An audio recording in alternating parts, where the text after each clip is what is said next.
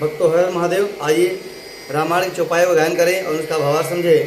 पिछले क्रम में हमने सुना था कि भगवान विष्णु मन शत्रुपा जी के सामने उपस्थित होते हैं और कहते हैं कि आप मुझसे वर मांगिए, लेकिन भगवान साक्षात रूप में प्रकट न होकर आकाशवाणी के माध्यम से उनसे वार्तालाप करते हैं। तो मन शत्रुपा जी उनसे निवेदन करते हैं कि आप अपने उस रूप में प्रकट होइए जिस रूप में आपको शंकर जी, काग भसुंडरी जी, सनत कुमार जी जिसका ध्यान करते हैं। तो उन्हीं चौपाइयों का हम गायन करेंगे और भावार्थ समझेंगे। तो आइए शुरू करते हैं। सुनु सेवक सुर तर सुर धेनु, विधि हर हर बंदित पद रेनु। सेवक सुलभ सकल सुखदायक, प्रणत पाल सच राचर नायक। जो अनाथ हित मम परने हो, तो प्रसन्न होई यह वर देहो। सो स्वरूप बस शिव मन माही, जहि कारण मुनि जतन कराही। मन शत्रुपा जी कहते हैं कि आप अपने भक्तों के लिए कामधेनु के समान और कल्प वृक्ष के समान हैं, और आपको शंकर जी और विष्णु जी भी आपकी वंदना करते हैं। आप अपने सेवक के लिए हर प्रकार को सुखों को प्रदान करते हैं, और आप चर और अचर जो दोनों प्रकार के जीव होते हैं, आप सबके स्वामी हैं। आप यदि मुझ पर कृपा कर रहे हैं, यदि मुझ पर प्रसन्न हैं, तो आप मुझे यह वर प्रदान करिए। जो रूप भगवान शिव के मन में बसता है और जिस रूप को सनकादिक लोग जपते हैं, भजते हैं, और जिस रूप की प्राप्ति के लिए मुनि लोग जंगल में जाकर जतन करते हैं, तपस्या करते हैं, उस रूप के लिए जो भुसुंडे मन मानस हंसा, सगुण अगुण जहि निगम प्रशंसा। देखहि हम सो रूप भरि लोचन, करहूँ कृपा प्रणतारति मोचन। दंपति बचन परम प्रिय लागे, मृदुल विनीत प्रेम रस पागे। भगत बचल प्रभु कृपा निधाना, विश्ववास प्रगटे भगवाना। मनु जी कहते हैं कि जो भसुंडी जी के मन में और बसता है, जिसे आगुन सगुन कहकर निगम और वेद प्रशंसा करते हैं, उस रूप को हम अपने आँखों में भर कर देखना चाहते हैं। आप ऐसा कृपा करिए, ऐसा मनु जी कहते हैं। राजा रानी के वचन, दोनों दंपति के वचन भगवान श्रीहरि को बहुत प्रिय लगे और बहुत मीठे लगे।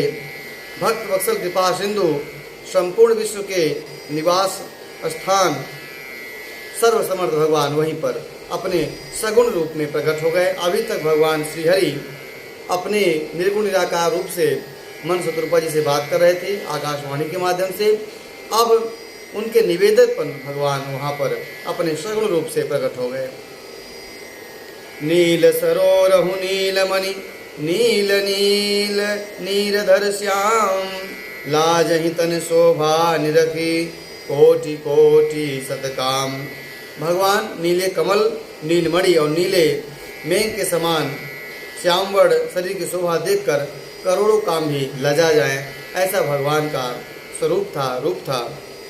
शरद मयंक बदन छवि सीवा, चारु कपोल चिबुगदर ग्रीवा। अधर अरुण रद सुंदर नासा, विधुकर निकर भी निंदक हासा। उनका मुख जो था वह पूर्णिमा के समान, और गाल और ठोड़ी बहुत सुंदर थे। गला शंख के समान, लाल ओंठ, दांत और नाक अत्यंत सुंदर थे। हाथी चंद्रमा की किरण के समान। किरण की, चंद्रमा की किरण को भी नीचा करने वाली थी। नवयम्बुज अम्बक छविनी की, चितवन ललित भावती जी की। भ्रुकुटि मनोज चाप छविहारी, तिलक ललाट पटल दुतिकारी। नेत्रों की छवि नए कमल के समान बड़ी सुंदर थी। मनोहर चितवन जाकी बहुत प्यारी लग रही थी। टेढ़ी टेढ़ी भौहें कामदेव की धनुष के समान शोभा पा रही थी और ललाट पर प्रकाशमय तिलक लगा था। कुंडल मकर मुकुट सिर भ्राजा, कुटिल केस जनु मधुप समाजा। उर्श्री वस्त्र रुचिर बनमाला, पदिक हार भूषण मणि जाला। के हरिकंधर चारु जनेऊ, बाहु विभूषण सुंदर तेऊ। करिकर सरीस सुभग भुज दंडा, कटि निसंग कर शर को दंडा। कानों में मकराकृत मछली के आकार का कुंडल, सिर पर मुकुट शोभित था। टेढ़े घुघराले काले बाल, मानो भौरों के झुंड हों। हृदय पर शिवस्त्र सुंदर वरमाला, रत्न जटित हार और मणियों के आभूषण भगवान के हृदय में सुशोभित हो रहे थे। सिंह की गर्दन सी सुंदर जनेऊ था। भुजाओं में जो गहने थे वे सुंदर थे। हाथी के सूर के समान सुंदर भुजदंड थे। कमर में तरकस और हाथ में बाण और धनुष शोभा पा रहे थे। तड़ित बिदिन बिदिन तड़िक बिनिंदक पीठ पट, उदरेख पद बरतीन। नाभि मनोहर लेत जनु, जमुन भवर छवि छीन। पीताम्बर बिजली के समान लजाने वाला था। पेट पर बहुत सुंदर 3 रेखाएं थीं। नाभि ऐसी मनोहर थी मानो यमुना जी के भवरों की छवि को छीन लेती थी। पद राजीव बरनी नहीं जाही, मुनि मन मधुप बसही जिन माही। वाम भाग शोभति अनुकूला, आदि शक्ति छवि निधि जग मूला। जासुवंश उपजहि गुण खानी, अगणित लक्ष्य उमा ब्रह्मानी। भृकुटि विलासी जासु जग होई, राम बाम दिशे सीता सोई। जिनमें मुनियों के मन रूपी भौरे बसते हैं, भगवान के उन चरण कमलों का तो वर्णन नहीं किया जा सकता। भगवान के बाएं भाग में सदा अनुकूल रहने वाली शोभा राशि, जगत की मूल स्वरूपा आदिशक्ति श्री जानकी जी शोभित हैं। जिनके अंश से गुणों के खान कई लक्ष्मी, पार्वती और ब्रह्माणी शक्तियाँ उत्पन्न होती हैं। जिनकी भौहों के सिर मांस से मात्र से जगत की रचना का पालय और संहार ये तीनों क्रियाएं होती हैं। ऐसी सीता जी श्री रामचंद्र जी के बाएं ओर विराजमान है। छवि समुद्र हरि रूप बिलो की, एकटक रहे नयन पटरो की।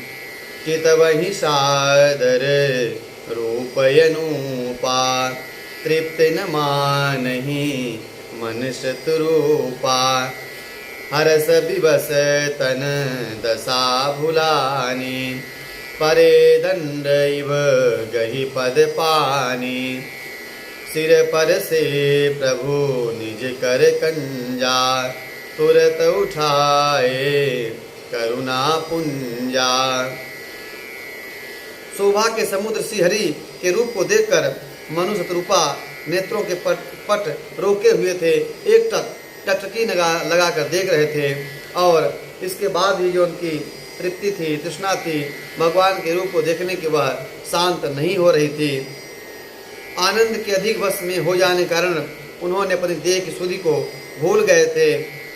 भगवान के हाथों में भगवान के चरणों को पकड़कर दंड की तरह भूमि पर गिरे पड़े थे कृपा सिंधु प्रभु ने अपने चरण कमलों से उनके मस्तक का स्पर्श किया और तुरंत उन्हें उठा लिया।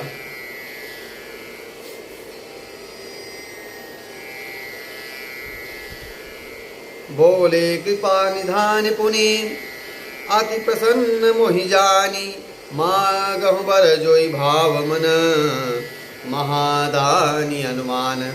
तब भगवान बोले कि आप मुझे अत्यंत प्रसन्न जानकर और बड़ा भारी दानी जानकर जो आपको मन भावे वह आप वरदान मांगिए। आगे मनसुतरूपा जी भगवान से उन्हें अपना पुत्र होने का वरदान मांगते हैं। इनकी चौपाई गायन और इनका भावार्थ हम अगले भाग में समझेंगे। आज की कथा यहीं तक। अगर आपको यह कथा अच्छी लगती हो तो YouTube चैनल को सब्सक्राइब करें, शेयर करें, कमेंट करें। हर हर